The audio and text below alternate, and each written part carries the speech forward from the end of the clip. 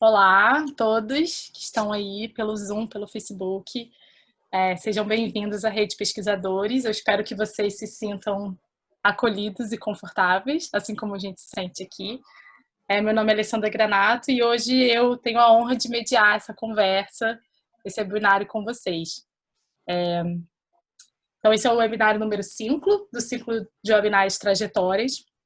Eu primeiro queria agradecer, começar agradecendo a Clarissa, por ter idealizado esse ciclo de webinários e ter continuado e mantido, e acho que está sendo muito benéfico para todo mundo. E também quero agradecer ao Fausto por se juntar a nós nessa conversa e a rede de pesquisadores pelo acolhimento, por ser esse espaço de acolhimento e troca entre nós cientistas e não cientistas e aspirantes a cientistas. Então, a rede de pesquisadores ela é uma plataforma colaborativa que vem organizando webinários de ciência com o objetivo de levar a ciência para mais lugares, dar visibilidade aos pesquisadores, principalmente aos pesquisadores humanos por trás dos seus trabalhos, e diminuir as distâncias entre os diferentes saberes. Então, a gente já recebeu várias pessoas por aqui com diferentes trajetórias e diferentes áreas de estudo. Esse ciclo, que foi idealizado pela Clarissa, tem como nome Trajetórias, e a proposta é criar um espaço de comunicação com pesquisadores brasileiros que estão atualmente no exterior e conversar sobre a experiência de cada um internacional e também a sua experiência nacional, a trajetória que levou-os até lá, até aqui, e as pontes que eles têm ou vislumbram com o Brasil. Então, aqui já recebemos essa diversidade de mentes e experiências. A gente está no webinário número 5, eu quero aproveitar, eu participei do webinário número 1 como palestrante, hoje eu volto como moderadora aqui no webinário número 5, e aproveito para convidar vocês para explorar todas essas mentes e experiências dos outros webinários que estão listados por aí. E principalmente aproveitar toda a inteligência coletiva que brota a partir dessas conversas. Então, hoje, no webinário número 5, a gente vai conversar com o Fausto Gomes, que atualmente está na Áustria, e a sua trajetória, uma série de acasos. Curiosa para saber. E a Clarissa Nascimento, com a sua trajetória até o seu pós-doutorado. Então, após essa introdução que a gente está fazendo agora, o Fausto vai falar por 12 minutos, seguido da Clarissa por mais 12 minutos, e a gente vai ter um momento de discussão entre nós, com perguntas e comentários, e principalmente com perguntas trazidas por vocês no chat do Zoom ou pelo Facebook. É importante para a gente facilitar essa interação, que vocês troquem no chat do Zoom as suas mensagens para palestrantes e participantes. Assim todo mundo pode ver as mensagens, os comentários e interagir. E uma coisa que eu quero sugerir também é, antes, quando for fazer uma pergunta especificamente, escreva a palavra pergunta antes de cada pergunta, assim fica mais fácil para a gente achar as perguntas na hora da discussão. E após essa discussão, que vai demorar em torno de 24 minutos, a gente vai ter algumas considerações finais e encerrar. Então, acho que é isso. E aí agora, assim, antes de passar para o Fausto, eu queria fazer uma pausa e convidar vocês para reunir a atenção. Normalmente, nossa atenção está muito fragmentada, né? Então, é importante que a gente entre para essa conversa e para essas reflexões com abertura e presença.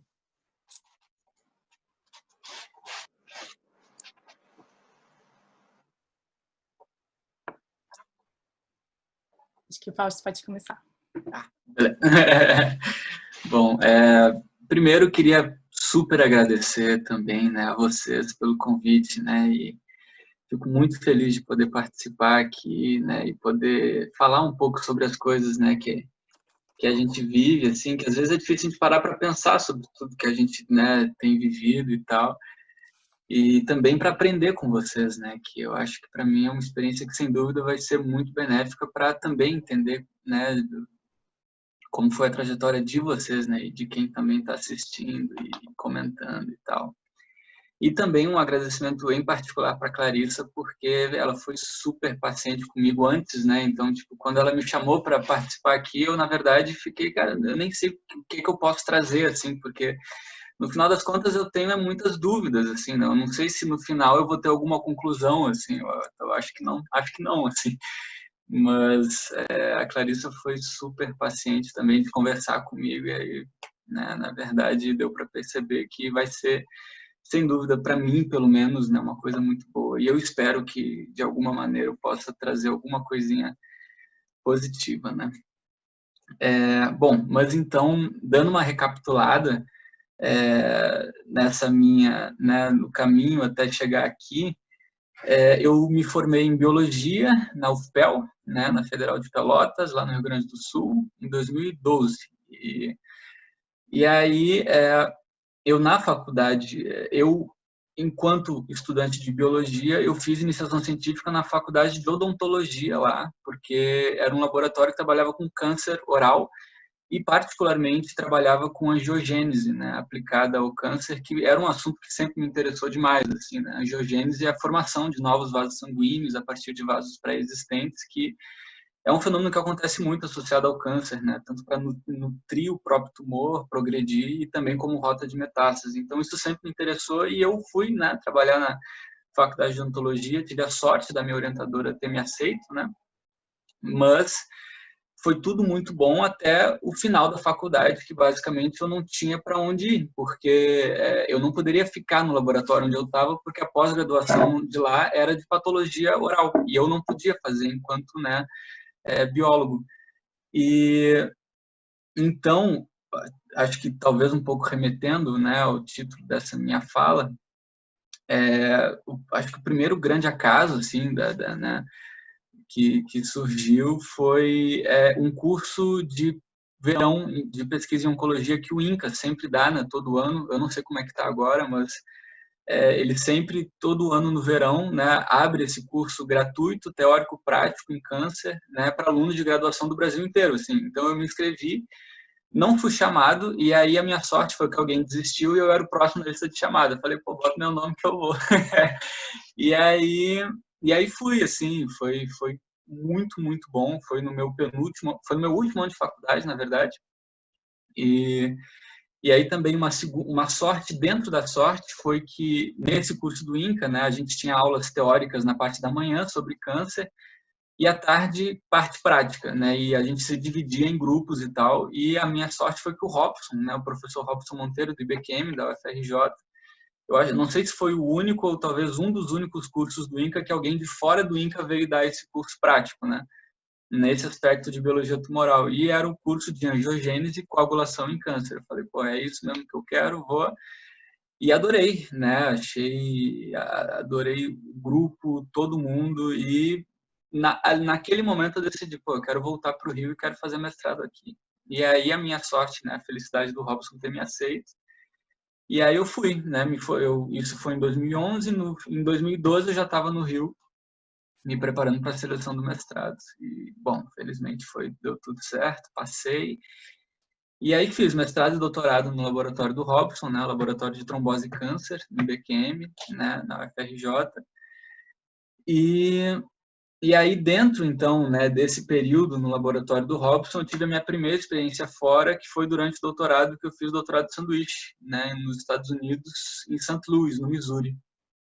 E foi uma experiência super difícil, né, foi um ambiente de laboratório muito tóxico e pesado, assim, né, uma coisa que eu nunca tinha visto antes, assim, né, então era muita pressão, era gritaria, era briga, enfim, né. E aí voltei para o Brasil, né, 10 meses depois, e aí eu já estava meio que na metade do doutorado nessa época, assim, e meio que tive que recomeçar do zero a tese, assim, né, porque tudo que eu fiz lá nos Estados Unidos depois desse período foi meio que tudo pro lixo, assim. E, e aí foi um momento que, na verdade, eu acho que quase desisti de pesquisa de maneira geral e aí uma outra grande sorte também foi que dentro do IBQM eu conheci professores fantásticos, além do próprio Robson, que me ensinaram toda a parte da sala de aula, né? Então eu conheci o Wagner Seixas do IBQM, a Andréa da Poyan também, né, professora do IBQM. E aí eu voltei do doutorado de sanduíche e fui direto para a sala de aula, assim, eu nem pisei no laboratório e meio que me deu um respiro, assim, para eu poder voltar. E também pude participar do curso Ser Cientista, que é coordenado pela Andréa Dapoian, pela Carolina Braga e pela Luísa Ketzer, né, as duas do Polo de Xerém, que também foi uma outra maravilha na minha vida, assim, né, de poder ir para as escolas, né, de fazer experimento ali com as crianças, de fotossíntese, sistema digestório, voltar também, trazer elas para a UFRJ e tal. Então, isso tudo meio que me deu fôlego, assim, e aí eu consegui, né, felizmente também, né, com todo o apoio do pessoal do laboratório, né, defender. Mas aí meio que eu me senti no final do doutorado num momento muito parecido com o que eu estava no final da graduação, que é, bom, para onde que eu vou agora, assim, né? Antes de terminar o doutorado, eu já estava aplicando para a bolsa de pós-doc, né? Não estava sendo chamado, assim, e tal. E depois de defender também, né? Então eu estava seguindo, procurando pós-doc e até que eu fui então chamado para esse pós-doc aqui na Áustria, que eu meio que descobri pelo ResearchGate, que é tipo um Facebook acadêmico, assim, né? E aí me veio a notificação dessa chamada de pós-doc, eu fui lá, me candidatei e também não estava dando não estava com muita esperança, assim, e tal, mas me chamaram e eu fiquei super feliz e aí foi toda uma outra correria de conseguir visto, de conseguir não sei o que e tal, e aí vim para cá. E aí estou aqui, então, desde outubro do ano passado, né, trabalhando na universidade, na PMU, né, na Paracelsus Medical University, e meio que num outro foco, assim, agora eu estou mais focado em regeneração, né, não em biologia do câncer, né, mas em coisa mais de célula-tronco, né, e biologia regenerativa, né. E também tem sido, essa minha segunda experiência fora, né, também tem sido bem difícil, assim, né? Então eu acho que também por isso eu estava nessa dúvida do que eu podia trazer para cá, assim, né? Porque na verdade eu fico com receio de soar muito pessimista, assim, mas eu acho que é isso, assim, né? São dificuldades que a gente, né, passa e é um ambiente, né, também com bastante pressão para a gente ficar e tal, né, gerando resultado e tudo mais. Tem os seus lados positivos, né, eu acho que sem dúvida. Eu também estou aprendendo muito, né, no aspecto de pesquisa de maneira geral, então técnicas novas, né, novas abordagens, é um campo de pesquisa novo, né, mas ao mesmo tempo tem esse lado difícil, né, que no meio desses aprendizados todos, né, pô, tem que gerar resultado, tem que etc, né, então tem sido, é isso, assim, né, tem sido bem difícil e ainda mais se a gente for somar a situação de corona, né, de pandemia, que embora aqui esteja numa situação controlada, embora tenha tido, eu acho que alguns ensaios de uma segunda onda, mas por enquanto as coisas ainda estão tranquilas, então, né, vida normal no laboratório e tudo mais, né, dá para sair, né, dá para também não ficar necessariamente só em casa e ir para o trabalho, então dá para também. E também eu tenho tido, né, conhecido pessoas muito legais aqui, então tem uma vida muito legal aqui, de certa maneira, mas eu acho que a conciliação também com esse meio que pseudo-isolamento que eu ainda meio que me sinto, né, de não ter perspectiva de quando eu posso voltar para o Brasil, de quando eu posso, né, também receber, né, também pessoas vindas do Brasil para cá, né, e muita saudade, né, da minha companheira, né, da minha namorada Clarissa Tuachará e, enfim, né, da família, amigos, etc, né? Então, é uma coisa que pega muito, assim, né?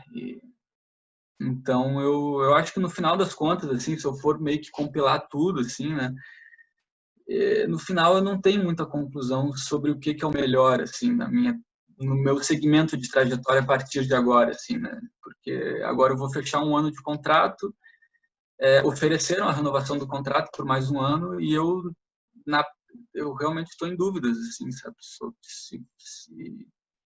se eu sigo, né, porque, enfim, né, se eu seguir vai ser com certeza mais um ano difícil, né, sem dúvida, mas também se eu voltar vai ser difícil, né, então acho que no final das contas é a dúvida que fica, assim, né, sobre se há um momento para parar realmente ou se a gente segue, né, e vamos, né, com essas, aos trancos e barrancos, a gente vai caminhando, vai, porque com certeza tem coisas boas também, né? Então, acho que é só uma questão de pensar o que é o melhor mesmo, né? Não sei se eu tenho conclusão no final, e desculpa, mas, mas é isso, é uma vida, é uma coisa difícil, né? É uma coisa que às vezes não necessariamente vai ser tudo que a gente imagina, né? Que não, vai ser um pós-doc, beleza, tudo vai caminhar super bem, a vida que segue, a vida vai caminhando, e a vida caminha não necessariamente nessa coisa linear que a gente imagina, desde quando a gente está no mestrado, doutorado, não, é isso e acabou, né? Vai para o exterior e, enfim, né? A gente tem meio que esse roteiro fixo na cabeça, que não necessariamente é o roteiro que, que é o melhor, assim, né? E que é o que vai nos trazer mais coisas boas no final das contas, né? Então, acho que eu estou nessa fase de repensar, né? Mas acho que é mais ou menos isso, assim. Desculpa a confusão e, enfim, né? Mas acho que eu estou meio que nessa. Obrigada, Fausto. Eu acho que muito mais pessoas do que a gente imagina vivem esses momentos de repensar. Na verdade, a gente está praticamente repensando a cada momento, né? E principalmente quando uma nova bolsa, o final de um doutorado, o final de um mestrado. Então, esses momentos de repensar são muito importantes, né? E todo mundo vive, e a gente às vezes tem uma sensação de que a gente está vivendo e só a gente vive isso, né? Enquanto que está todo mundo vivendo isso. E tá aí, acho que é uma das grandes riquezas da sua fala. E essas reflexões, elas são super importantes, né? Essas reflexões a cada momento, o que me faz seguir. Não, É muito exato. importante, porque é como você disse, a nossa vida e a nossa carreira, principalmente, ela não é linear e ela não é um roteiro, filme pré-determinado. Então, eu acho muito bonito você se expor assim e trazer isso para essa conversa. Obrigada. Eu que agradeço. Muito obrigado. Então, eu passo agora a conversa para Clarissa e aí depois a gente pode conversar um pouco entre a gente. E quem tiver dúvida, perguntas, por favor, pode colocar no chat ou no chat do Facebook ou no Zoom. Lembrando sempre de colocar a palavra pergunta antes da pergunta para a gente conseguir visualizar melhor. Bom, eu já estou até um pouco querendo correr para perguntas, mas não sei, a gente talvez pode ficar os três. Mas, Fausto, acho que a gente se encontra nessa parte dúvidas e mais dúvidas, e vocês já explicaram um pouco do meu título, que é exatamente esse momento de repensar. Está sendo no pós-doutorado, mas acontece com muita frequência depois do mestrado, depois do doutorado. E esse momento pode acontecer por questões práticas, por exemplo, o final de uma bolsa, mas pode acontecer também por uma urgência interna, uma necessidade de parar e de entrar num período de reflexão. Voltando lá para o meu início, eu entrei para a biomedicina da Unirio, que é uma universidade pública muito acolhedora. E esse curso é um curso voltado para pesquisa, então é muito importante que os estudantes, logo no início, busquem os laboratórios para começar os estágios. Mas a universidade, ao menos na época, não tinha muitos laboratórios de pesquisa, então a nossa tendência era sair, buscar nas outras instituições. E aí eu busquei com uma amiga, chegamos na UFRJ pela primeira vez, pisamos lá, primeiro momento, um pouco assim, sem planos, porque eu tinha um plano no início de fazer pesquisa em neurobiologia, que eu era encantada, mas aí fui conhecendo outras disciplinas e fui me afastando desse plano. E aí nós chegamos e não conhecíamos o lugar e chegamos finalmente no antigo departamento de bioquímica médica, justamente o local que o Fausto comentou. E batemos na porta do laboratório de imunologia tumoral. E assim começamos esse período de iniciação científica num projeto muito interessante com a Marta Capello. Era sobre a resistência de tumores à quimioterapia, mas o que era importante é que as proteínas que conferem essa resistência também são expressas em tecidos normais. Então, o nosso interesse naquela época era no tecido renal. E aí eu fiquei em iniciação científica e mestrado nesse projeto, mas num laboratório que tinha projetos de imunologia. Então, eu ouvia sobre imunologia, via o entusiasmo das pessoas e fui pescando alguns conceitos, fui me encantando e decidi para o doutorado mudar para a imunologia. Isso coincidiu com o interesse de um pesquisador do INCA, uma pessoa muito querida, Ernesto Demes, e queria trabalhar com imunoterapia de células dendríticas. E aí foi esse o meu caminho. Eu fiz a prova para o doutorado na mesma pós-graduação que havia feito o mestrado, que é a Fisiologia do Instituto de Biofísica Carlos Chagas Filho, mas para trabalhar com pesquisa na bioquímica sob orientação da Vivian Ronjanek. Éramos vizinhos de porta, Fausto e eu. E esse período foi realmente extraordinário, também pelas razões que o Fausto comentou, porque tanto o laboratório quanto a instituição valorizavam muito a pesquisa, também o ensino e a extensão. Então, a gente tinha a oportunidade de participar de atividades variadas. Eu acho que era muito completo e muito saudável por ser muito complexo e muito diverso. Então, eu aproveitei bastante esse período. O período era também muito propício, acho, ao diálogo entre as áreas, as disciplinas diferentes, e muito propício às colaborações. Então, nesse contexto das colaborações, nós iniciamos uma colaboração que foi muito importante para mim, que foi com o professor Júlio Scharfstein, e ele trouxe a aluna dele de mestrado, cheia de energia, me ensinou ali em poucos minutos sobre um sistema muito complexo, que é o calicreína-cininas, né? São peptídeos vasoativos que são liberados a partir de uma proteína muito complexa. E eu digo que eu estou introduzindo um novo conceito, que é da colaboração sustentável, que é uma colaboração que durou, a prova está aqui, a Alessandra Granato, essa super cheia de energia, que estava lá naquela época e que continua aqui com colaborações de vários formatos. Então, eu acho que naquele momento que eu aprendi sobre a atividade de pesquisa, é que a gente tem um tempo que é distribuído entre uma fase de discussões e leituras para formular as perguntas. Em seguida, a gente pensa nos experimentos e organiza o material e tudo mais, e a gente executa e depois começa a analisar e volta a ler, discute com os pares. Então, é todo um ciclo que eu sinto que é muito necessário para a qualidade da ciência. E, mais tarde, aprendi que, infelizmente, esse ciclo é sacrificado em vários lugares, e isso tem realmente um aspecto negativo para a pesquisa e negativo para o bem-estar também.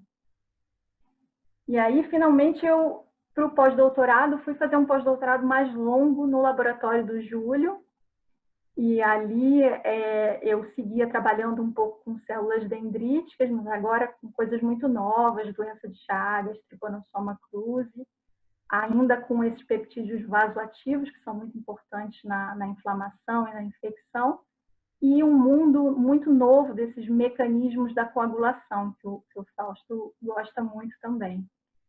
E aí foi um período muito importante, e ali eu tive a primeira experiência internacional, que foi uma ida para a Suíça, porque no laboratório a gente trabalhava com modelos de microcirculação, microscopia intravital de microcirculação, e a gente queria aprender um pouco mais sobre essa microcirculação nos linfonodos. Então, eu fui para um laboratório em Berna, de um pesquisador que tem trabalhos muito elegantes em microscopia. Mas aí eu preciso confessar para vocês que, apesar da beleza da Suíça, eu visitei um pouco mais a França e me encantei pela França e já voltei para o Brasil com uma sementinha ali, um desejo de voltar.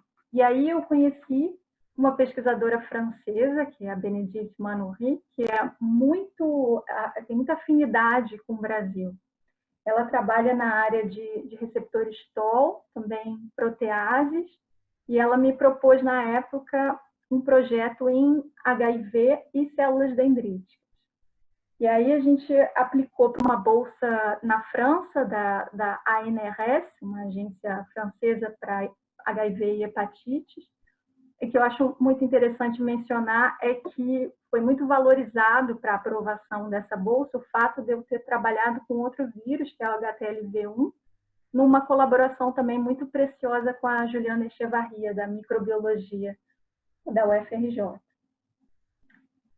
Então, eu comecei esse trabalho no Hospital Necker, um hospital infantil que tem unidades de pesquisa, fica bem ali no coração de Paris. Eu aproveitei bastante do que eu já conhecia do Brasil, das técnicas, mas aprendi coisas muito novas, como, por exemplo, clonagem, transfecções e outros métodos muito particulares ali daquele grupo de pesquisa. Mas o projeto chegou muito rápido ao fim, 2 anos passaram muito, muito rápido, e eu cheguei numa situação que não tinha um novo contrato, não tinha nova bolsa, tinha um pedido de extensão que eu ficaria um tempo sem nada. E aí, por sorte, um colaborador nosso da Holanda tinha um interesse em que eu me juntasse ao grupo por algum tempo. É um grupo muito interessante na Universidade de Leiden, eles são químicos, trabalham com biossíntese orgânica e desenvolvem ferramentas para o estudo da imunologia. E eles queriam justamente uma pessoa que conhecesse a imunologia para eles terem um pouco mais de autonomia em imunologia. E assim eu fui para essa nova linguagem da química e foi interessantíssimo para mim, porque ali eu não tinha um projeto meu, mas eu estava envolvida em vários projetos e com essa missão que eu achava maravilhosa de ajudar na parte de imunologia. E aí a extensão da bolsa foi aprovada e eu voltei. Dessa vez essa colaboração com a Holanda estava muito fortalecida e eu me sentia muito mais capaz de colaborar, porque eu conseguia saber um pouco melhor a realidade dos experimentos de química. Então foi muito positivo. Mas isso não era o meu projeto principal. E para o meu projeto principal, eu tinha uma expectativa de superar alguns desafios críticos, metodológicos, mas isso não aconteceu. E, ao mesmo tempo, como eu tinha 1 ano e já precisava pensar nos concursos e tudo mais, eu comecei a conversar com pesquisadores mais experientes e eu ouvia que justamente que era fundamental ter uma publicação de altíssimo nível do meu trabalho principal. Realmente me parecia impossível, estava realmente fazendo um esforço grande para que o projeto caminhasse, um projeto muito complexo, com esses desafios das técnicas. E eles me diziam que para ter uma chance de concorrer num concurso de pesquisador era preciso Nature. Eu pensava como fazer, né? E aí a pressão começou a vir, muita pressão e sem válvulas de escape, porque eu também não estava equilibrando bem o trabalho com outras atividades.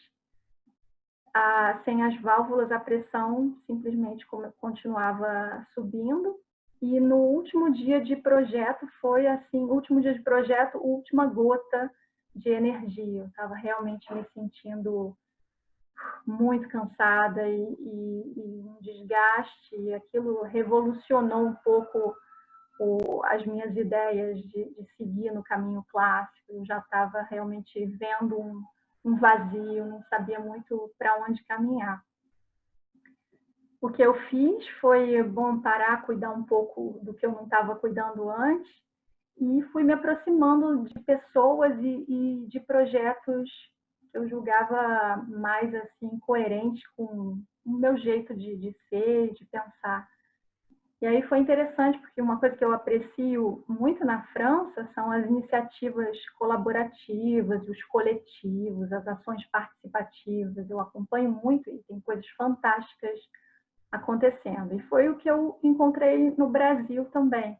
Eu estava, como tinha essa tendência de pensar muito sobre a ciência, sobre o sistema da ciência, a forma como a gente vem fazendo ciência, onde estão os valores e como a gente mede a produção. Isso é tema de uma área que é a metaciência, estuda o processo da própria ciência. E um grupo muito importante que a Clarissa, que o Fausto mencionou, trabalha na UFRJ, é um grupo muito importante, vem se dedicando a essa área. Eles tinham uns seminários híbridos com a rede de pesquisadores. E aí, assistindo a esses seminários, eu descobri que existia esse lugar, rede de pesquisadores, e que era uma proposta genuína, que tinha tudo a ver com o que eu admirava por aqui também. Aí tive uma conversa muito boa com a Juliana Aguiar e lancei a proposta desse ciclo de webinários. Então, esse ciclo é a minha ponte com o Brasil, assim, mais recente e muito feliz. Eu acho que o espaço da rede tem uma potencialidade fantástica, assim, para a gente ter uma conexão e não ficar mais nesses momentos completamente sem vínculos, né? Eu penso um pouco por aí. Eu acho que é mais ou menos esse o caminho. Acho que eu não falei muito. Tem uma solução também para a parte caminho convencional, né? O que eu segui também no caminho do concurso. Mas eu acho que a empolgação está muito forte nesse caminho, nessa talvez nova perspectiva, mais ligada à comunicação de ciência, ciência em rede e todos os projetos que eu penso aí para dentro da rede. É isso, muito bom ter esse espaço de fala, que ótimo, agradeço muito a rede e acho lindo ver a troca de papéis, a Alessandra voltando como moderadora, isso já vai caracterizando o colaborativo da rede, o participativo, né? É assim que deve ser. Obrigada. Obrigada, Clarissa.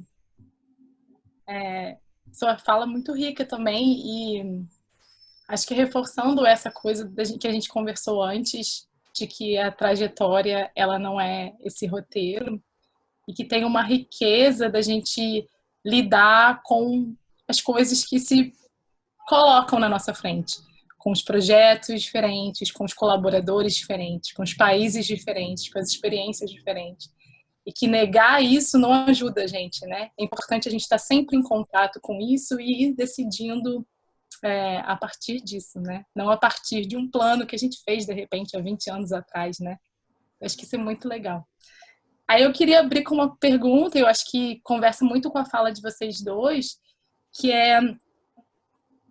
Eu acho que eu imagino que uma das dificuldades que a gente encara hoje em dia no modelo de ciência atual, que é muito produtivista, né, que está medindo os pesquisadores apenas olhando, ou principalmente olhando para essas métricas de publicação e de impacto e etc. Então, como é que vocês acham que e eu imagino, e isso na verdade é pegar a complexidade da ciência e reduzir a um número. Então, eu queria saber um pouquinho de vocês, assim, o quanto disso faz parte da dificuldade que vocês encontraram, né, na trajetória de vocês. Não acho que tem uma solução, né? Acho que é difícil a gente falar em solução, mas eu acho que é importante a gente entender na experiência de cada um de vocês como é que isso foi difícil e como é que isso diminui, assim, ou reduz a ciência, né? De um lugar mais abrangente.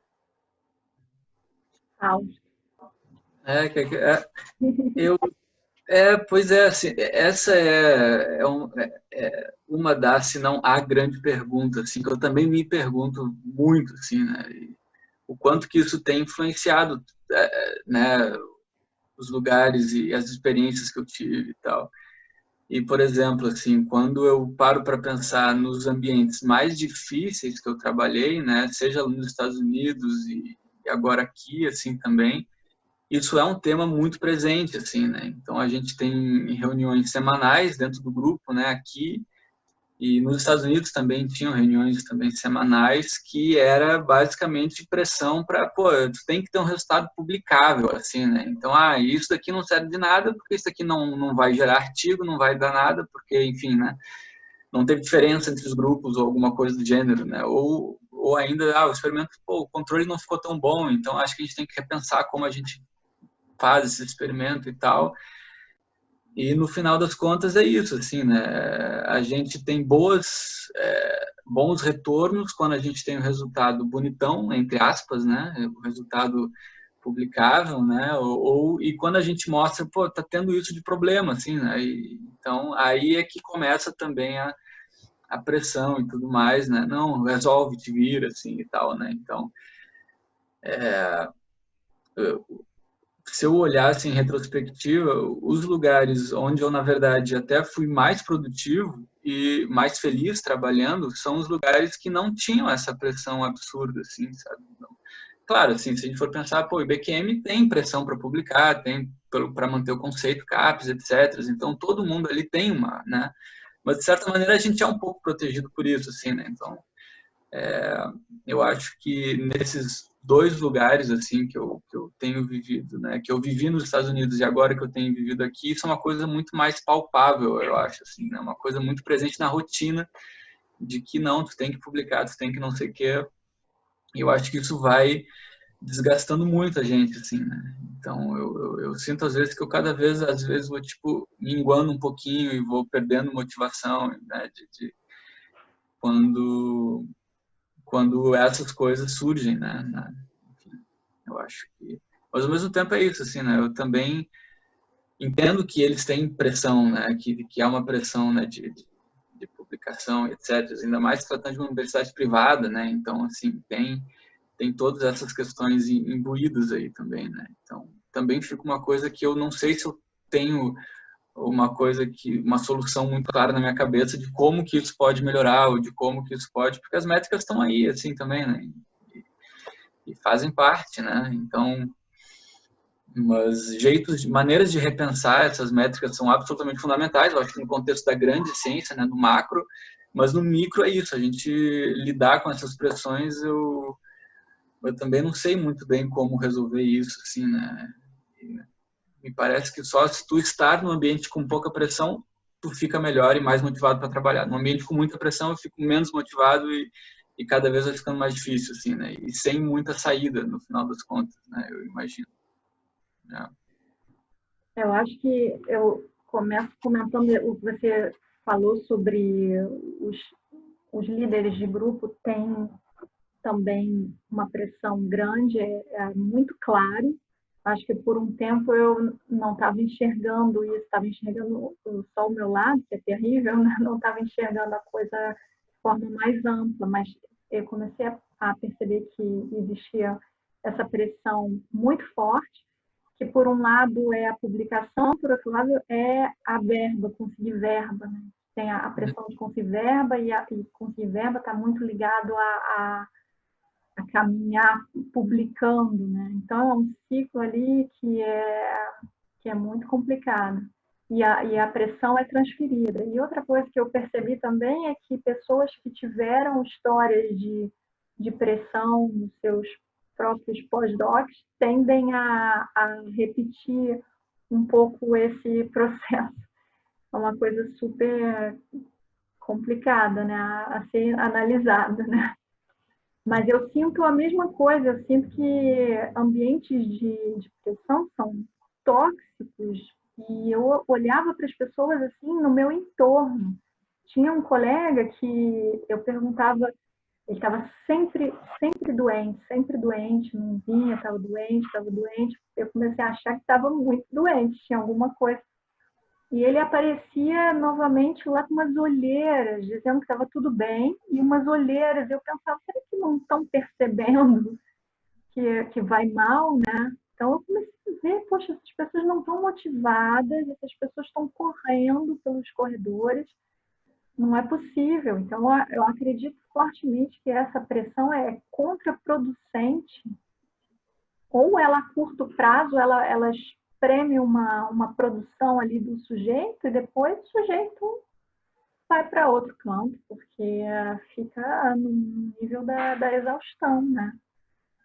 E eu acho que é difícil dizer se isso acontece mais nos outros países, mas se a gente teve uma experiência no Brasil que teve essa coisa muito saudável, né? A gente talvez fique congelando aquilo e enxergue mais a nossa experiência como talvez, né, uma solução, alguma coisa de muito diferente. Mas acho que próximo da gente, na própria bioquímica e outros institutos, talvez pessoas estivessem passando por questões difíceis ou passaram a viver isso mais recentemente, porque eu sinto que a coisa vai piorando, né? E é um pouco silencioso, é isso que você falou sobre as palavras que são repetidas no laboratório.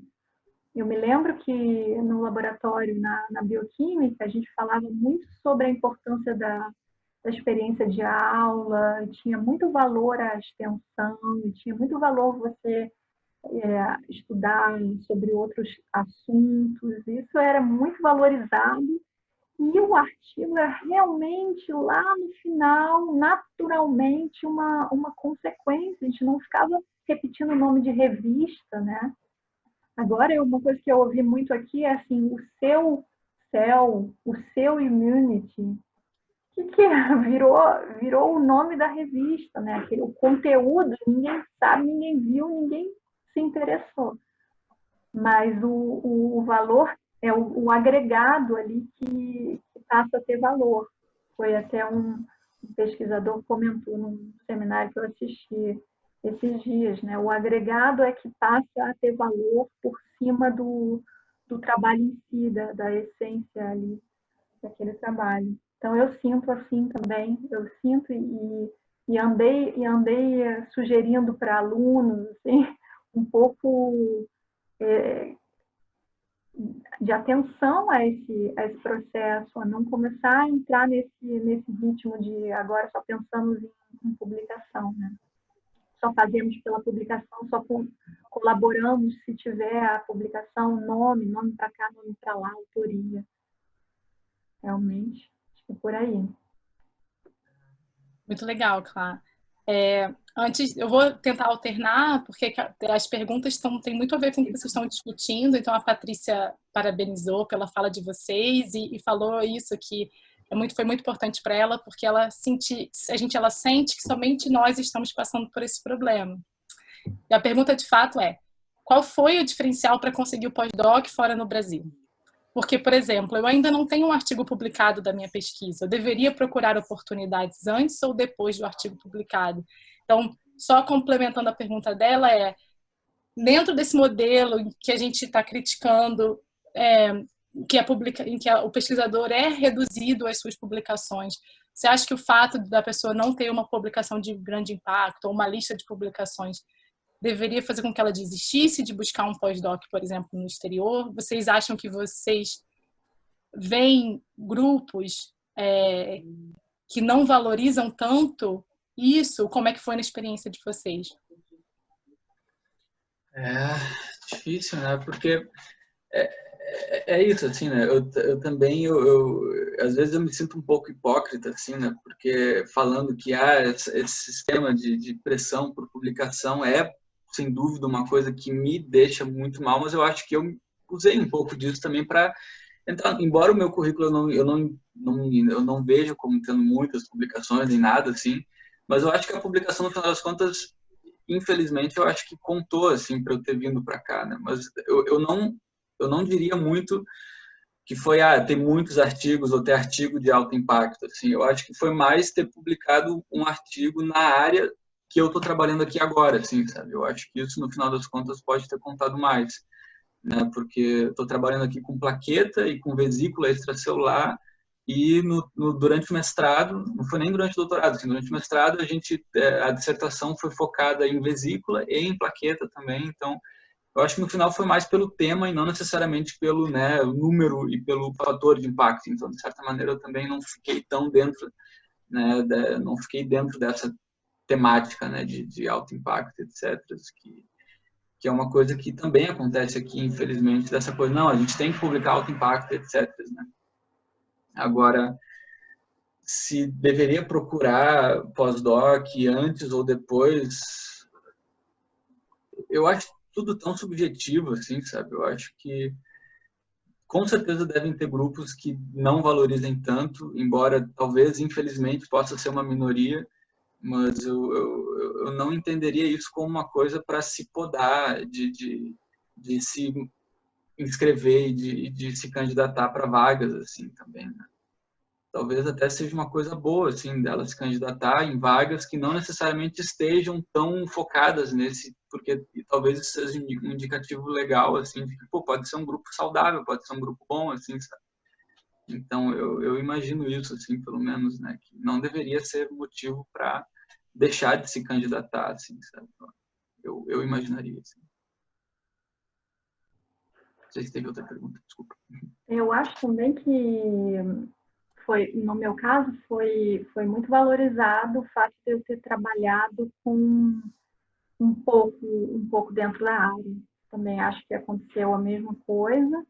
E, curiosamente, para o trabalho na Holanda, esse pesquisador, chama Sander van Kasten, é um pesquisador muito jovem, tem um grupo super grande.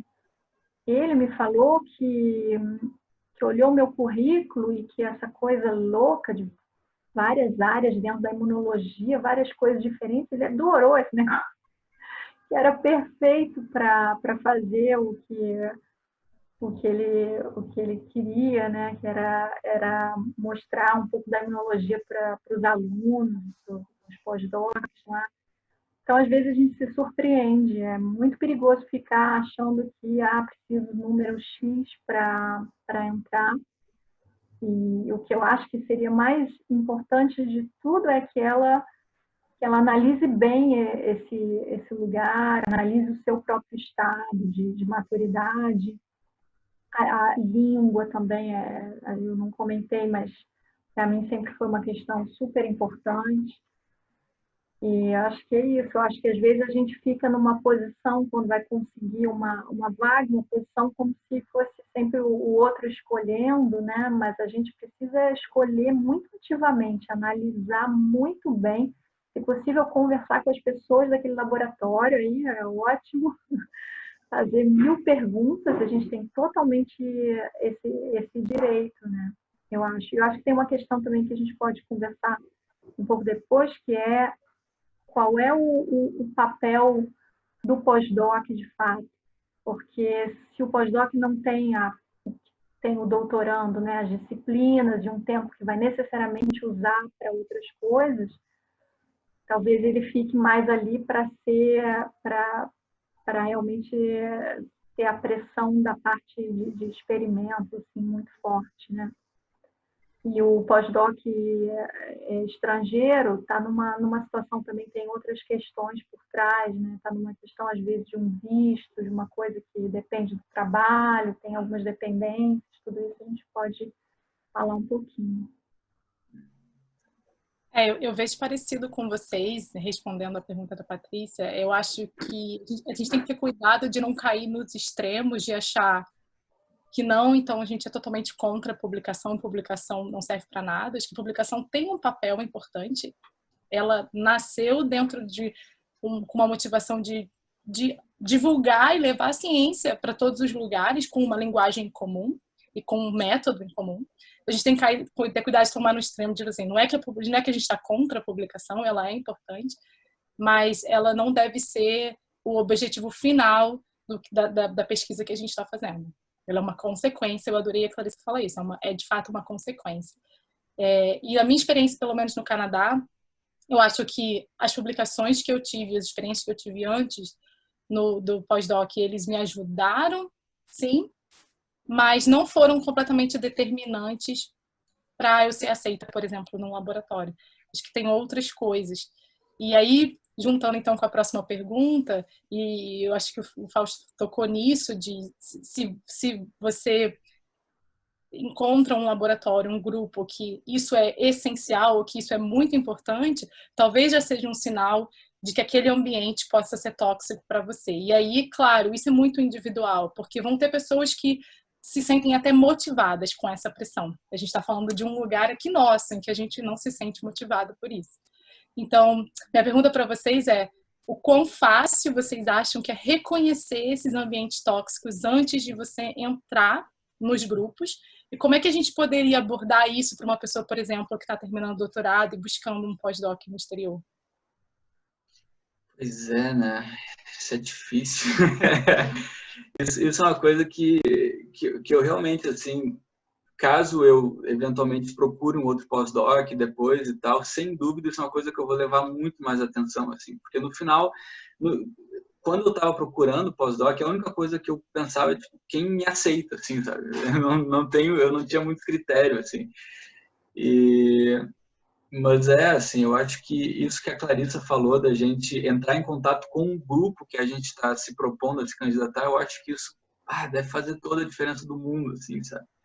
Porque é importante a gente ter uma noção da onde que a gente está entrando, porque na prática a gente está meio que fazendo uma aposta gigantesca, assim, né? Tipo, eu saí do Rio, fui fazer visto da Áustria, não sei o que e tal, e quando cheguei aqui, putz, é isso, assim, sabe? Aí eu só descobri depois de chegar, assim, sabe? Então, eu acho que sem dúvida é uma coisa que a gente tem que tentar exercitar muito mais, que quando a gente está entrando num lugar, isso a própria Clarissa falou, assim, que a gente tem que perceber que a gente é importante para aquele lugar e a gente tem que ter a noção de que o lugar tem que ser receptivo para nós antes da gente chegar, ou pelo menos ter uma pequena noção e tentar trabalhar nesse lado, assim, né? Que eu não trabalhei ao vir, né? Que eu acho que, sem dúvida, agora como identificar, não sei, assim, eu tendo atualmente a ter um pouco de preconceito, assim, quando eu vejo alguém escrever na descrição da oferta de trabalho, fazer ciência de alto impacto, ou o next level, não sei o quê, eu tendo a ficar um pouco receoso, assim, porque essas ideias muito megalomaníacas, assim, que não, vai fazer ciência de altíssimo impacto, próximo nível, não sei o quê. Às vezes eu vejo também algumas chamadas de pós-doc, tem que ser disposto a trabalhar sob pressão, ou disposto a fazer sei lá o quê. Eu vejo isso escrito, assim, sabe? Então, eu tenderia a, quando eu vejo esses sinais, assim, a meio que, eu acho que talvez não, assim, né? Mas essa coisa de falar diretamente com alguém do grupo, sem dúvida, eu imagino que deva ser super importante. Embora também difícil, né? Porque não é uma coisa sistematizada, né? Não existe, tipo, numa chamada de pós-doc, entre em contato com o nosso grupo para saber como é que é, ou sei lá o que é, e manda contato de todo mundo do grupo, assim, não, é só o contato do chefe do laboratório, que é uma coisa enviesada, assim, a gente não vai perguntar para o chefe, como é que tu é, né? Então fica uma coisa meio, né, mas eu acho que sem dúvida um esforço nesse lado da gente tentar averiguar ou sondar, tomando cuidado com esses gatilhos, assim, eu imaginaria que seja, eu imagino que seja super importante. E numa próxima, com certeza eu, né, caso isso aconteça comigo, sem dúvida vou prestar muito mais atenção nesses detalhes. Assim. Eu conheço laboratórios que têm essa prática de oferecer a conversa com os pós-docs, com os doutorandos, que é muito interessante, porque essas pessoas todas vão trabalhar junto com um novo integrante do grupo, né? Então, pensando também que eles querem escolher uma pessoa que já tem ali alguma energia boa com todo mundo. E aí, dessa hora, você consegue fazer a pergunta, ver se a pessoa é muito transparente, ela vai conseguir, ela vai te dizer alguma coisa. Eu já passei por situações assim de ser contactada por pessoas que gostariam de ir para o laboratório que eu estava, e eu acho delicado, mas eu acho que a gente pode falar de uma forma muito correta, né, sobre que tipo de laboratório, qual é o ritmo do laboratório, tudo isso, né? Eu acho interessante. Ai, desculpa. Mas é difícil identificar. Eu acho que tem que ter essa postura que o Fausto falou. Se você, né, tem a sua importância, está trazendo a sua bagagem, você não precisa ter pressa, né, nesse processo de seleção. E ter muita atenção também. Sim. Isso foi uma coisa que eu aprendi também no meu primeiro pós-doc, vendo outras pessoas buscando pós-doc. Não tem medo de perguntar. Claro que respeitosamente você vai fazer perguntas, mas é importante a gente realmente adotar essa postura de que você está escolhendo um lugar que esteja alinhado com os seus valores. Porque acho que isso vai ser muito determinante, né? Enquanto que a gente vai se sentir bem e poder oferecer o nosso melhor para aquele lugar e também receber o que tem de melhor daquele lugar. Eu vou tentar fazer uma última pergunta, um combo de várias perguntas aqui. Tem várias perguntas e acho que depois a gente pode deixar nosso e-mail também para as perguntas que a gente não conseguir responder. Que perguntaram, por exemplo, além da publicação, quais as diferenças que vocês veem, né, entre a ciência no exterior e a ciência no Brasil. E aí eu vou juntar um pouco com o que vocês falaram sobre essa proximidade, dois fatores que eu vi comum na fala de vocês, que é, por exemplo, essa proximidade com a educação e o ensino e a extensão, que no Brasil a gente se sente mais conectado e talvez no exterior a gente não se sinta tanto, ou pelo menos essa foi a minha experiência. E a outra coisa é a própria ausência de rede, é você sair de um país, né? Como é que o papel disso também, né? Nessa diferença da ciência no exterior, mas de um nível talvez um pouco mais pessoal e também profissional. Como é que essa ausência da rede, da nossa rede, que a gente construiu, né? Tem um papel também no nosso entusiasmo e motivação.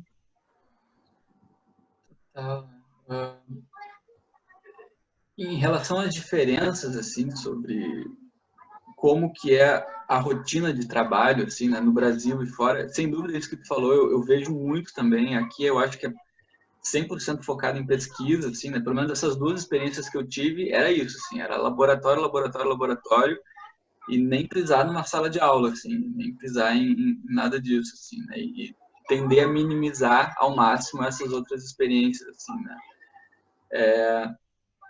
E isso é uma coisa, e além disso, às vezes eu sinto um pouco de falta também de esse apoio que tu falou. Eu acho que também às vezes dá uma certa falta, talvez dentro do próprio laboratório, assim, sabe? Porque embora o grupo que eu esteja inserido agora é um grupo muito legal, mas eu acho que cada um fica meio que cada um no seu quadrado, assim, e a gente se ajuda, evidentemente, assim, né? Mas eu sinto às vezes uma falta de, não, vamos todos nós aqui parar, sentar e conversar para saber o que está tendo de problema contigo, porque na prática, e é super entendível também isso daí não ser uma coisa tão presente, porque está todo mundo sob pressão o tempo todo. Então a gente não consegue parar para pensar nas nossas próprias coisas direito, que dirá pensar em coisas que podem ajudar os outros, assim, sabe? Eu obviamente, estou sendo muito ajudado pela galera daqui e tal, mas eu sinto um pouco mais de falta disso como uma coisa super natural, assim, sabe? A gente está sempre meio que trocando ideia, quase que de uma maneira, porra, por favor, me ajuda, assim, sabe? Porque eu acho que falta uma coisa natural e colaborativa, só porque tá todo mundo meio que na sua, assim, sabe? Tentando sobreviver, entre aspas, né, nessa coisa toda e tentando caminhar com o seu projeto, né, para não ficar tão sob olhar, assim, né, e não tão sob foco, assim, e tal. E qual era a outra pergunta? Desculpa, esqueci. Sobre... Não, acho que é isso, né, falando da rede, do afastamento com o próprio ensino, né, que você disse. Aí também tem um aspecto pessoal, assim, né, e isso é uma coisa que eu desculpa te interromper, e é assim, esse aspecto pessoal, essa rede fora do laboratório, assim, né? Então, dentro do laboratório é meio que cada um indo para cada lado, assim, e tal. E fora do laboratório, super também concordo contigo, assim, que às vezes é uma falta de rede, assim, porque a gente está fora, né? A gente, né, é de fora vivendo num lugar diferente, né? Com outra cultura, com outro tudo, e a gente está sem, né? Eu, pelo menos aqui, tô sem família, né? Enfim, né? A gente não tem essa rede natural que a gente sempre tem, né? Mas, assim, ao mesmo tempo, eu acho que é importante a gente ter esse esforço extra-laboratório, assim. Então, quando eu estava nos Estados Unidos, eu sempre gostava de ir num barzinho que tinha, assim, na esquina, que tinha música, que tu podia chegar lá e tocar qualquer coisa, assim, era open mic, né? Então eu adorava chegar lá e às vezes eu levava meu violão e tocava uma outra coisa horrível, assim, mas só para ficar ali, assim, sabe? Só para ter essa coisa de... E isso, na verdade, foi o que me segurou nos Estados Unidos, né? Porque quando o negócio estourou no laboratório, eu tinha essa rede fora do laboratório de amigos que eu já tinha feito na cidade, que me seguraram, assim, basicamente, né? E aqui eu também tenho tido um esforço, embora seja difícil, porque às vezes quando a gente chega tão cansado e com tanta coisa na cabeça, a nossa tendência às vezes é meio que não, deixa eu só ficar aqui na minha, assim, né? Que sem dúvida isso também acontece, mas de vez em quando eu tento também, tipo, tem uns grupos aqui de brasileiro, argentino, aí eu, pô, beleza, vamos nessa, e aí, e o pessoal do laboratório, eu vim junto com outro brasileiro também, então a gente também tem se ajudado, e a galera do laboratório em si também tem nos recebido muito bem, então eu acho que isso é, sem dúvida, super importante, né, porque as coisas podem enveredar para um lado ruim, né? Natural, e isso é um esforço que a gente tem que ter, sem dúvida, né? A rede fora do laboratório para a gente conseguir. Mas é difícil, e a gente tá capenga do início, né? Quando a gente chega, a gente já, né? Naturalmente capenga nesse aspecto extra-laboratório. Eu acho que a pergunta foi um pouco como a gente aponta como diferença entre o ambiente universitário brasileiro e o ambiente no exterior. Eu acho que tem uma diferença grande entre a instituição de pesquisa e a universidade. Então, como eu tive a experiência na França, instituição de pesquisa, e Holanda, universidade, eu senti assim claramente que indo para a Holanda eu voltei um pouco para aquele ambiente de universidade, de ter os seminários o tempo inteiro. Então, você não fica numa repetição de fazer uma coisa só, você tem mais contatos com mais pessoas, as pessoas estão expondo a sua pesquisa todos os dias, então tem isso. Eu acho muito curioso que eu me lembro que no Brasil, bom, os laboratórios têm as portas e tudo, né, e as salinhas, os compartimentos, e falavam muito que no exterior não tinha portas, que era uma maravilha. E é verdade que tem essas estruturas que não têm as portas, tem grandes laboratórios todos abertos, mas o fato de ser aberto não necessariamente aumenta os pontos de contato, é um negócio super estranho, né? Então, no Brasil, definitivamente, pelo que eu vivi, tem muito mais colaboração, as colaborações são mais fáceis, intensas. Além da colaboração estruturada, tem a possibilidade de ir ao laboratório vizinho todos os dias para pedir alguma coisa. Até um pouco ligado também ao fato das pessoas não terem nos seus laboratórios tudo, né? Precisarem um pouco do vizinho, do equipamento do vizinho. E eu acho que eu sinto essa diferença, assim, muito grande. Acho que teve um pouco isso na minha experiência. E as redes, eu fico sempre querendo falar sobre a rede de fibrina, né, Fausto? Na coagulação tem uma formação de uma rede de fibrina, que é importante para parar o sangramento, mas tem outras funções, e tem essa função de que células na angiogênese vão caminhar, não tem uma história dessa? Então, acho bonito imaginar que a rede, eu posso pensar a minha rede é o meu contato com a Alessandra e com o Fausto, uma coisa mais dos neurônios, né, da rede dos contatos dos neurônios, ou pensar numa base, né, uma base que a gente precisa ter para a gente ter mais facilidade nos movimentos. E quando a gente está fora e está sem rede de um lado, sem rede do outro, a gente não percebe, mas o impacto disso eu acho que é enorme. Então, a gente está um pouco mais sensibilizado ali para aquela história de competição e de pressão aqui. Faz o menor sentido. Tem algumas propostas aqui também para mudar esse cenário que a gente vai aproveitar. Sim, mas eu acho que agora a gente vai ter que ir finalizando pelo nosso tempo. É importante, depois a gente pode salvar o chat e trazer mais para a discussão até do Facebook. E adorei o que você falou, Clarissa. Eu acho que a rede e também juntando com o que o Fausto falou, acho que a gente tem que, quando a gente sai do país, a gente tem que ter esse esforço de construir uma nova rede, uma rede que às vezes passou décadas construindo no seu país, né? Então, é isso, acho que essa é a realidade, é um dos desafios de morar fora, e ela, assim, e ter também essa reflexão, esse reconhecimento de quanto ela é importante, né? De quanto é importante e impacta diversos aspectos, não só na nossa carreira, né? E aí, assim, considerando esse momento de transformação no mundo, a gente quer sugerir uma reflexão para cada um de vocês nesse contexto da ciência, mas também num contexto mais abrangente, que é como é que vocês completariam a frase "é tempo de"? É tempo de... Eu tendo a sempre escolher frases bregas, né? Haja visto o título da minha fala, assim. Mas a primeira coisa que vem na minha cabeça é tempo de parar, assim, sabe? É tempo de refletir, é tempo de... E às vezes eu particularmente tenho sentido muita falta disso, assim, porque no meio da pandemia, no meio da coisa, eu ficava pensando, pô, eu queria parar assim também, sabe? A gente meio que voltou direto pro laboratório, assim que as coisas deram uma aliviada, já foi e tal. E eu, de maneira geral, seja por causa de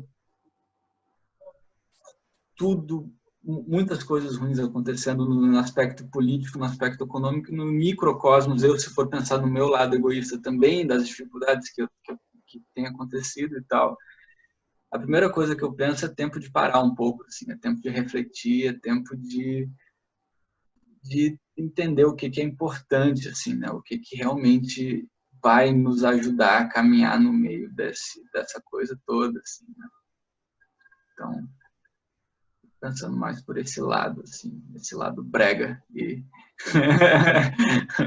Adoro. Eu também. Bom, eu diria que é tempo de reciclar, de reaproveitar, de ressignificar. A gente falou um pouco dos vazios, mas eu também vejo o problema dos excessos. Então, eu acho muito importante que a gente comece a reusar coisas, falando de objetos, mas também reutilizar a informação. Tem uma quantidade de publicações na nossa literatura realmente é enorme. Eu acho muito importante a gente começar a processar isso com pessoas que se interessam por analisar coisas que já estão aí, para que a gente não continue simplesmente produzindo sem depois olhar aonde isso se encaixa no conhecimento anterior e onde é que vai estar o impacto. E agora, nesse mundo dos webinários, né, dos seminários virtuais, já é um excesso, tem 1000 coisas boas acontecendo, a gente já tem acesso de conhecimento de todas as áreas. Eu estou ouvindo a palavra ecologia, quero assistir, estou super interessada, mas é um excesso, então também acho que a gente tem que reutilizar isso e jogar isso para o ensino no país e ver como isso vai se encaixar na educação. Acho que tem muita coisa que a gente pode construir aí de um novo futuro, assim, um pouco sobre criar novos futuros. O Guilherme fez uma pergunta no Facebook. Guilherme, se você estiver por aí, a gente vai depois também responder um pouco do que foi perguntado no Facebook. Tem muita coisa legal. Acho que dá para a gente passar o chat do Zoom para o Facebook e depois a gente continuar conversando lá. Infelizmente, o tempo é curto, é limitado. A gente poderia conversar horas por aqui. E, para mim, é tempo de abraçar a coletividade. Eu acho que isso é uma reflexão que eu tenho tido muito, assim. E sem negar o indivíduo, que eu acho que não é, quando você abraça a coletividade, a gente não está negando o indivíduo, mas acho que é muito importante, principalmente com tudo que está acontecendo, e a gente está reconhecendo como nós estamos todos interligados. Então, é hora da gente se empoderar um pouco disso e abraçar essa coletividade. Então, assim, desculpa quem eu não consegui responder as perguntas, mas a gente pode continuar conversando no Facebook. Vou deixar meu e-mail aqui também para quem quiser escrever, alessandragranato@gmail.com. Agradeço a presença de todos, agradeço o apoio e esse espaço da rede de pesquisadores, porque a gente precisa de mais espaços como esse, de troca e de experiências desse jeito mais humano, né, por trás das métricas.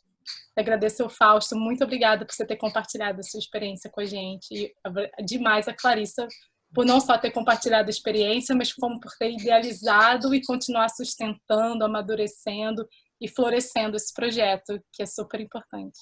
Obrigada. Em setembro tem mais. Muito obrigado mesmo pela oportunidade. Adorei falar aqui, aprender com vocês, adorei.